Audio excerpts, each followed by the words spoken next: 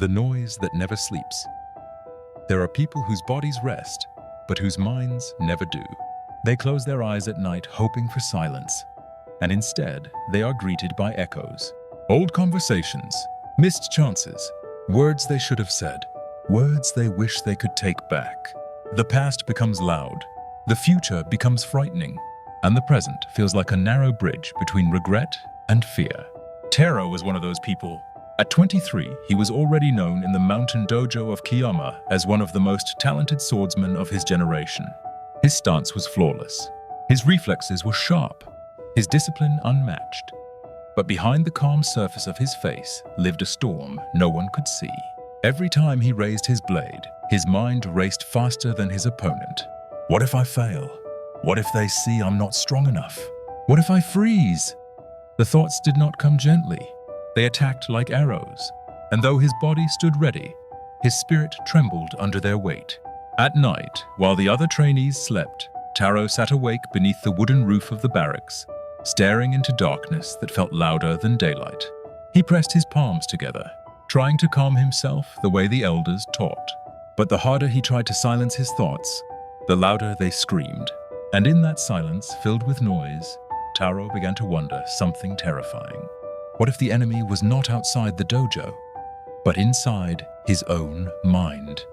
Chapter 2: The Man Who Needed No Words. One evening, after another training session where hesitation had cost him victory, Taro sat alone beside the old stone well. His shoulders were heavy, not from exhaustion, but from shame. That was when he felt it. Not a sound, not a movement, a presence. When he turned, he saw an old monk standing behind him, wrapped in faded indigo robes. His face was calm in a way that did not belong to age, but to something deeper, as if the storms of life had passed through him and left nothing behind. The students whispered about him, Master Siren, a man who had once been a warrior and then walked away from the sword, not in defeat, but in understanding. Siren sat beside Taro without a word. The silence stretched, but it did not feel empty. It felt full, like the pause between two heartbeats. You fight well, the old man finally said, but you think too much while doing it. Taro's chest tightened. How do I stop? He asked. My mind never rests. Siren picked up a small pebble and dropped it into the well. They listened as the sound echoed into darkness. Did the well fight the pebble? The master asked. No, Taro replied. It simply received it. Siren nodded. The mind must learn to receive thoughts, not wrestle them. That night, the first seed of a new path was planted inside Taro. Chapter 3: The First Lesson of Emptiness. At dawn, Siren met Taro in the eastern clearing where mist wrapped the bamboo like breath around sleeping lungs. Today, the master said, you will learn nothing. Taro blinked. Nothing? Yes, Siren replied. Because what you seek cannot be added, only removed. He handed Taro his wooden sword. Lift it. Taro lifted it. Lower it. He lowered it again, and again, and again. Minutes turned into hours. Taro's arms burned, his thoughts screamed. His mind rebelled. This is useless. I should be learning real techniques. This is a waste of time. Finally, he dropped the sword in frustration. Siren smiled gently. There, he said. That voice, that impatience, that anger, that is the true opponent. Taro froze. You believe you are fighting with your sword, Siren continued. But you are fighting with your attention. And right now, your mind owns it. That day, Taro understood something painful and powerful. He had never controlled his thoughts. He had only obeyed them. Chapter 4: The War Beneath the Skin. The days that followed were harder than any physical training. Siren gave him no complex techniques.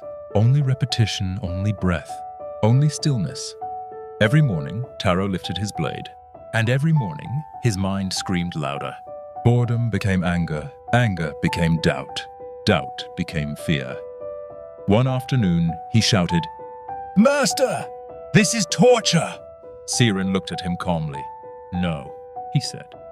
This is exposure. Exposure to what? Taro demanded. To the prison you've been living in your whole life. He placed a hand over Taro's chest. The ego survives on noise. Silence feels like death to it, so it will attack you with thoughts until you surrender. Taro's breath slowed. So what do I do? He asked. Siren answered softly. Stop fighting the noise. Watch it, and you will see. It cannot survive without your attention. Chapter 5. The Breath That Does Not Break. One morning, Siren led Taro deep into the forest, where even the birds seemed to speak in whispers. They sat facing each other. Close your eyes, the master said. Now breathe, not by force, but by permission. Taro inhaled slowly, exhaled gently. For the first time, his breath did not feel like a command. It felt like a release. Thoughts will come, Siren whispered. Let them pass like travelers through your house. Do not invite them to stay. Days passed, then weeks. Slowly, Taro felt something new. Space, not silence, but space between thoughts. And in that space, something extraordinary lived. Freedom. Chapter 6. The moment the mind let go. The test came without warning. During a sparring match with one of the dojo's strongest warriors, Taro stepped into the circle with calm he had never known. His opponent attacked. Normally, fear would rise first. But this time, nothing rose. No voice, no warning, no doubt, only movement. Taro's body flowed like water. Not fast, not slow, just right. When the match ended, the courtyard stood silent. Taro lowered his sword. He felt no pride, no victory, only peace. Siren approached. That, he said, is the mind without weight. Taro whispered. I didn't think. Siren smiled. Exactly. Chapter 7. The 4 Anchors of Stillness. That evening, Siren drew 4 symbols in the dirt. These are the anchors of a quiet mind, he said. First, observe, don't resist. Thoughts lose power when you stop fighting them. Second, breathe without force. The breath is the bridge between chaos and calm. Third, return without judgment. Every wandering mind deserves kindness, not punishment. Fourth, act without hesitation. When presence leads, fear arrives too late. Taro felt those lessons settle into him like roots into earth. Chapter 8. The Path That Never Ends. Years passed. Taro became a teacher, not known for loud commands, not known for strict punishment, but known for something rarer, stillness. Young warriors came to him with shaking hands and restless minds, and Taro told them the truth. I did not silence my mind, he said. I stopped being afraid of it.